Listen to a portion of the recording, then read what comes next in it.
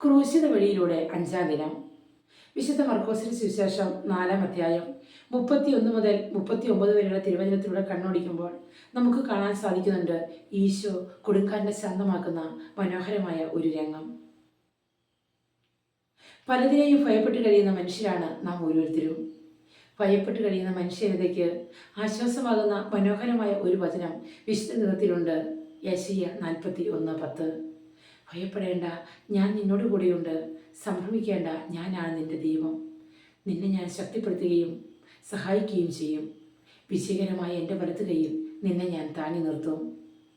വീണ്ടും വിശുദ്ധ മർക്കോസിന്റെ സുവിശേഷം 4-ാം അധ്യായം 38-39 തിരുവചനത്തിലൂടെ കണ്ണോടിക്കുമ്പോൾ നമുക്ക് കാണാൻ സാധിക്കുന്നു വഞ്ചിയുടെ അമരത്ത് തലവെച്ചിറങ്ങുന്ന ഈശോ. പെട്ടെന്ന് അവിടെ ഒരു കൊടുങ്കാറ്റുണ്ടായി. വഞ്ചി ആടി ഉലഞ്ഞു. ഭയചകിതരായ ശിഷ്യന്മാർ ഈശോയോട് പറഞ്ഞു, ഗുരു, ഞങ്ങൾ നശിക്കാൻ പോകുന്നു.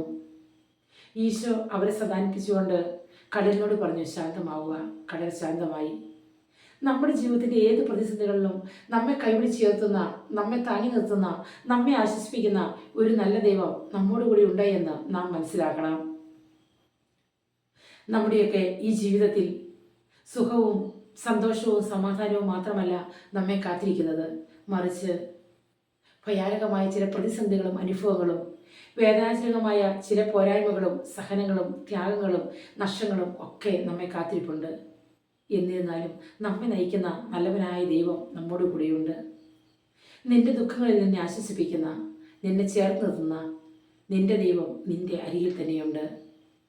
ഈ നോമ്പുകാലത്ത് മാനുഷികമായ പരിമിതികളിൽപ്പെട്ട് നാം ഒഴിലുമ്പോൾ, വേദനാജനകമായ ചില ഓർമ്മകൾ നമ്മെ വേട്ടയാടുമ്പോൾ, ജീവിതത്തിൽ തിക്ത അനുഭവങ്ങൾ ഉണ്ടാകുമ്പോൾ ക്രൂശിതനായ യേശുവിനെ നമുക്ക് വിളിച്ചപേക്ഷിക്കാം.